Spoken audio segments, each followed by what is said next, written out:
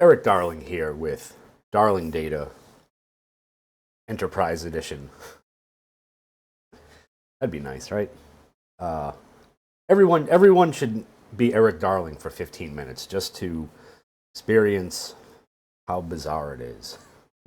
Have to talk about these things. And so today's video is actually sort of a reader mailbag comment. It wasn't really a question, but it was a comment that I identified with because it's something that I've run into, and I've actually had two questions about it because there'll be a link to the blog post in the show notes. And a while back, I sort of co-authored a blog post with Mr. Joe Obish about how this certain use of temp tables in stored procedures, like when you have a stored procedure that creates a temp table and then calls another stored procedure where that temp table also gets used, not like you can share temp tables between stored procedures, how that can cause weird plan cache pollution. And there was also another sort of like reader comment / concern about if that would affect query store, and we're going to look at that today. So I've already got my index created. I've already successfully used the Stack Overflow database, and these are the two store procedures in question. Now we're going to look at these in one slightly different way towards the end of the video, but for now this is good enough for government work, as they say. So in this store procedure, this is the inner store procedure because this is the store procedure that gets executed inside of an outer stored procedure. And this is just this may look familiar because I used this in a recent video to do some other stuff. But in this one, we just select from a temp table. I'm just going to use a couple different variations on this query. One with no hint whatsoever, and the other with the option keep fixed plan hint. Now, this is the outer procedure where we're going to create a temp table, we're going to insert data into that temp table, and then execute the inner store procedure to finish things off. We're going to look at this from two different, well, actually like 4 different ways. We're going to look at this from the point of view of compiles, recompiles, and of course how it affects the plan cache. So we're going to look at the plan cache information in here. And so what I'm going to do is, to start things off, I'm going to make sure that query store and the plan cache have been cleared out. We don't need this just yet. We're going to do this towards, well, after we do some other things. Just got to make sure they got to have my semicolons in there. Can't go a day without semicolons. And then we're going to explore a blog post from 2019 written by the most beautiful man at Microsoft, Joe Sack, about reduced compilations for workloads using temporary tables, where some stuff happens. We're going to click on the link in a little bit, don't worry. So what I need to do in order to start proving that I know anything about SQL Server to you is fire off a couple of different instances of my store procedure along with these funny loopy things. So much like in the last video where I talked about how recompile, keep plan, keep fixed plan, and other things of that nature are compiled and recompiled and plan to get reused in different ways amongst them. This is just a loop that goes through, executes this store procedure, increments some stuff, and eventually finishes and returns some results. And we just want to get a good, healthy number of executions. And for this particular demo, I'm executing this from 3 different windows because what I want to do is get 3 different SPIDs, 3 different session IDs, all using this stuff together. Right? That's the goal here, because that's where we see stuff start to get way out wiggy weird. Now this is going to be different from if we had just done all the work within a single store procedure, because that SPID is actually going to get cached along with the execution plans. So if we come over to look at the compile situation for this store procedure, we'll see a total of 3 compiles, and it's a little bit easier to just click on these things. So this is the this is the statement that does not have a query hint on it, and you'll see this one looks a little bit different because this one actually has some compile CPU stuff alongside it. This one also shows 3 compiles, but there's like no compile time or anything associated with it. All this line here. And this is going to be the one that has that keep fixed plan hint. Now, what the recompile situation looks like is a little bit different.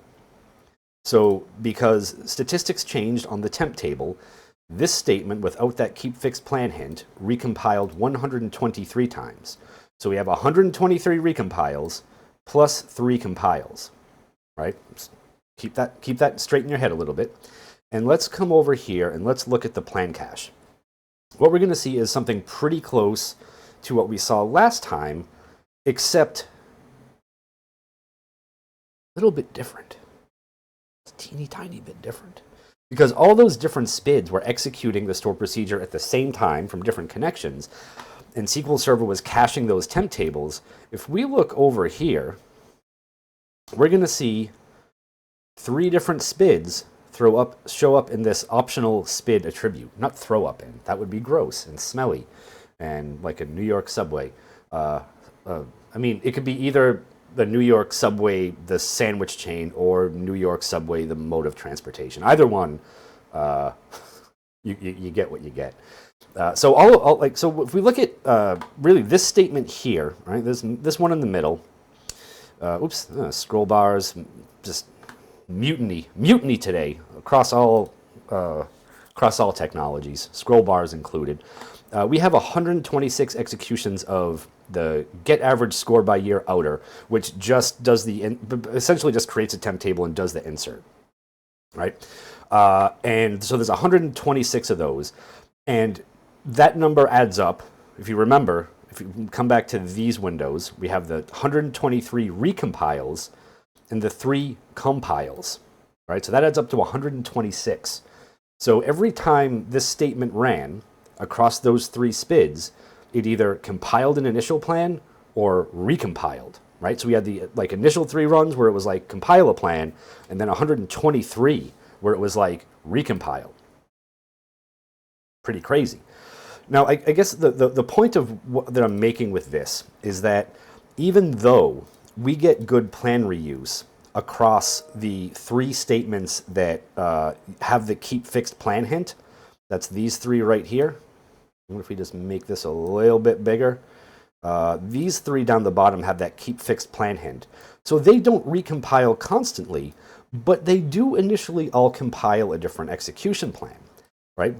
Because this optional SPID value makes new plan cache entries. And if we look at these SPIDs, 68, 79, 71, that's going to match up with what we have down at the bottom for session IDs. I'm trying to figure out a good way to get... there's 68 right there. You can see it right next to the shoulder.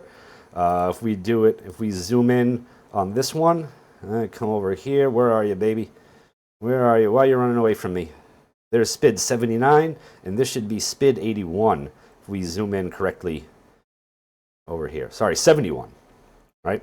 So we see that even with the keep fixed plan hint, we do get that optional SPID cache, and we do get an initial plan compilation, but we still get the good plan reuse after that, right? So even with keep fixed plan, we don't get the same. I guess we do get the same behavior in that we don't constantly recompile after we compile a plan, but the optional SPID cached along with that does create 3 different plan cache entries.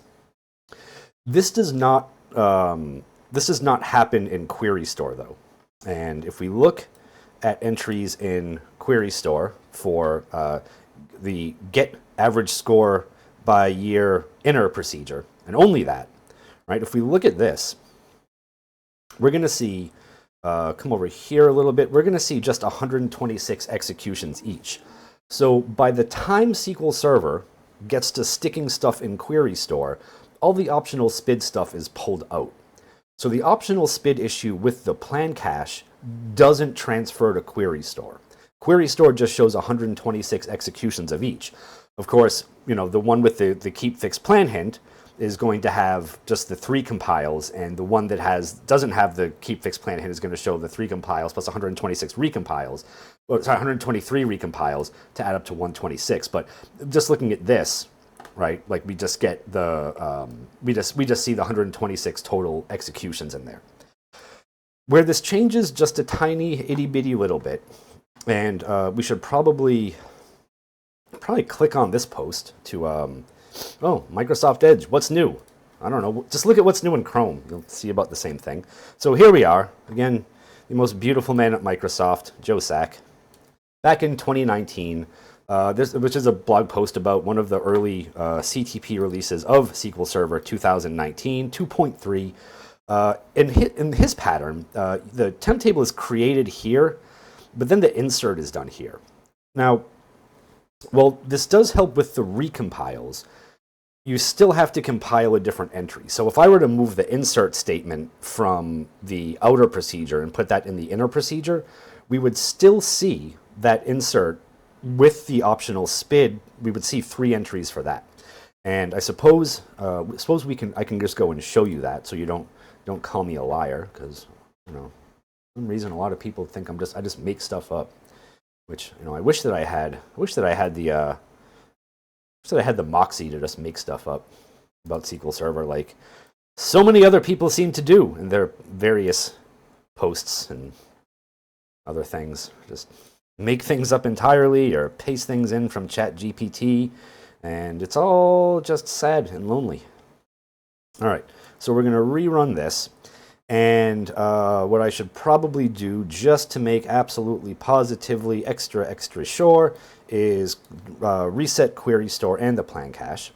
And again, we're going to do the same thing where we go but up, and then we're going to run these 3, and we're just going to twiddle our thumbs until this finishes. Now, I do think that SQL Server 2019 did help with the recompile issue, but the optional SPID thing does still contribute to the extra plans being compiled thing, which isn't great, because the plan cache is such like a terrible, noisy, ephemeral place anyway, that stuff like this can really add up, and stuff like this can really make the plan cache a pretty bad place to look for performance problems. There are certain performance problems, I mean, not even performance problems, there are certain, let's just call them workload oddities, that will only show up in the plan cache because this stuff doesn't affect query store. Right, like by the time you get to query store, the option query store is like optional SPID. Who? What? Just go away from me. Why are you here? I don't need an optional SPID. Plans don't get used from here. Get it away from me. So if we look at this, we have now we have 126 total compiles of the hintless plan, and we have something a little bit interesting in here. Right, where now we have an additional statement has entered the fray, and we have the 3 compiles here. Right, so the insert statement didn't recompile, but it never recompiled. We just see the text for it in this now because we moved it into the inner procedure.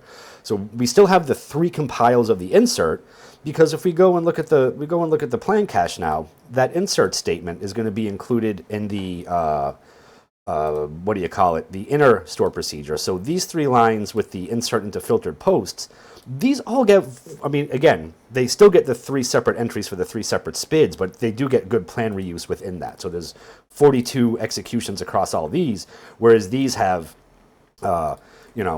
42 executions, but 43 plan generation numbers, because we did as a new plan almost every single time with the stats changes.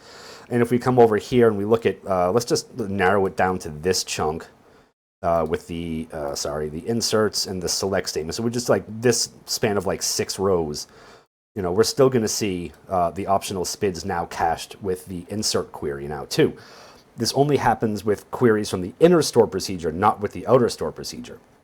So in a weird way, it might even be better. It might be better if we kept this the original way, where the insert is done in the outer procedure, because then you only get the 1 plan cache for it. You don't get 3 separate plans cached for it with the optional SPID put in there, right? So depending on how big of an issue this might be for you, you might want to consider moving your inserts into whatever outer store procedure calls there are, and moving your temp table stuff into just the queries from, not the inserts, into the inner store procedure. Now, this is one of those funny things where uh, like I've long believed that Query Store should take over responsibility from the plan cache in many ways, and because in a lot of ways it's doing that more and more. Because in Query Store you can force execution plans. In 2022 you can apply query hints. Like there's all sorts of like feedback mechanisms within Query Store that don't exist in the plan cache. And I really think the Query Store should take over more responsibility from the plan cache, because the plan cache is just such an awful, again, very just unpredictable place that it almost seems like a retrograde way of doing things now that we have Query Store enabled, by default with SQL Server 2022.